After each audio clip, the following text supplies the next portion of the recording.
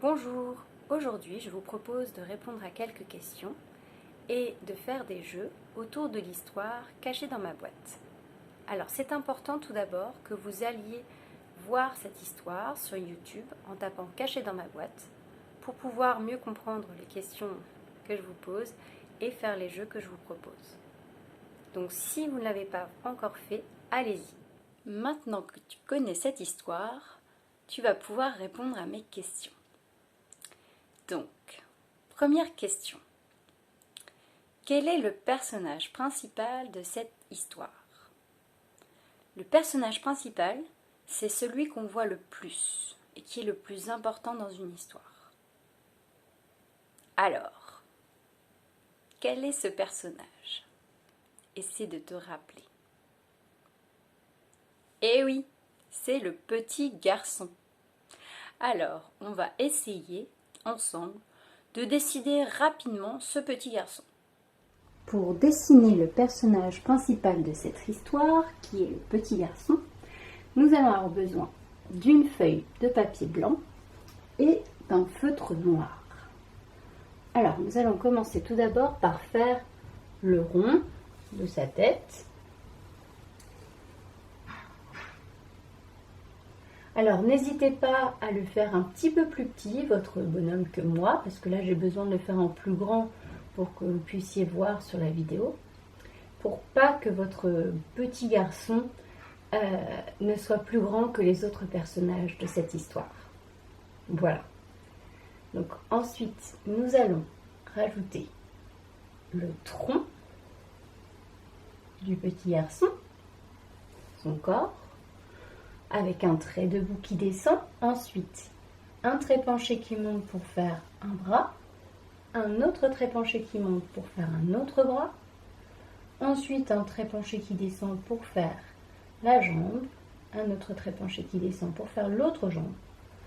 Ensuite, nous allons faire un œil avec un rond colorié, un autre œil, ensuite le nez avec un autre petit rond, la bouche, ensuite les oreilles sur chaque côté de la tête et enfin les cheveux avec des petits traits de bout. Hop, et voilà, nous avons créé rapidement notre petit personnage de notre histoire. Deuxième question. Quels sont les personnages de cette histoire? Essaie de les retrouver dans ce coloriage. Attention, il y a des intrus. Ça y est, tu les as retrouvés? Eh oui, c'était bien ça. Dans cette histoire, il y avait bien l'éléphant, l'hippopotame, la girafe, le lion et le singe. Les autres étaient des intrus.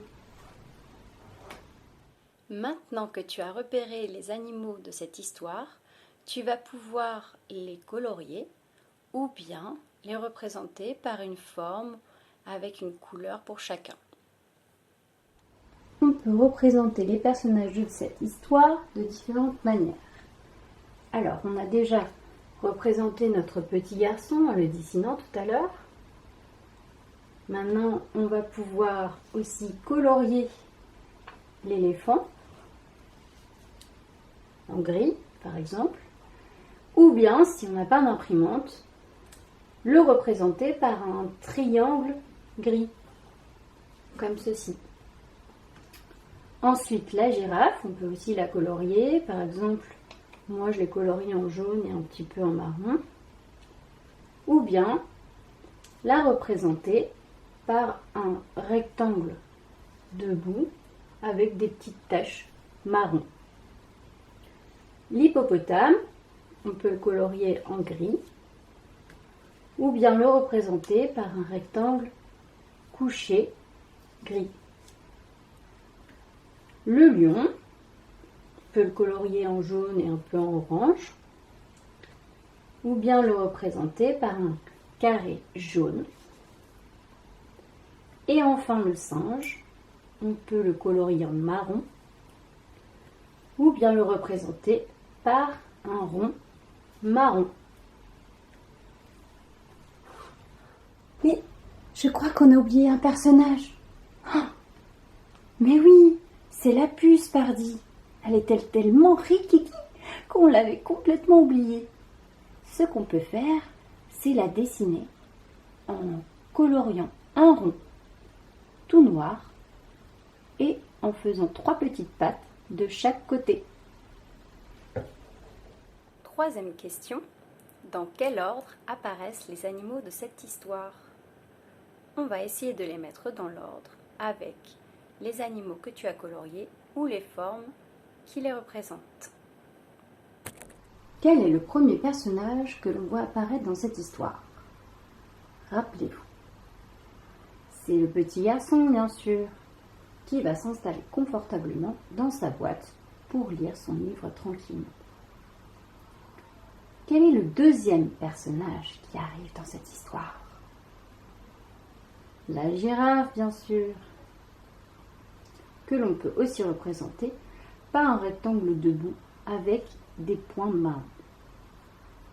Quel est le troisième personnage qui arrive dans cette histoire? L'éléphant,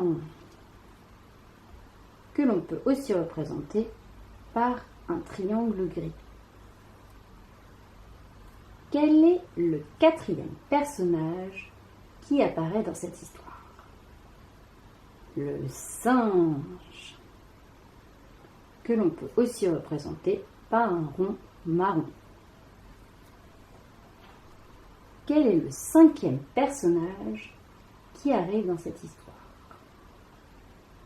C'est le lion, que l'on peut aussi représenter par un carré jaune. Quel est le sixième personnage qui arrive dans cette histoire? C'est l'hippopotame, que l'on peut aussi représenter par un rectangle gris allongé. Et enfin, quel est le septième personnage? Celui qu'on avait oublié tout à l'heure, qui est tout petit. Rikiki. C'est la puce, pardi. La voici. Et cette petite puce va faire partir tous les personnages au fur et à mesure. Comment fait-elle? Dans quel sens? Eh oui, dans l'autre sens, vous avez raison. D'abord, elle fait partir le lion et l'hippopotame. Ensuite, elle fait partir l'éléphant et le singe. Après, c'est au tour de la girafe. Et enfin, elle s'en va, toute seule, dans son coin.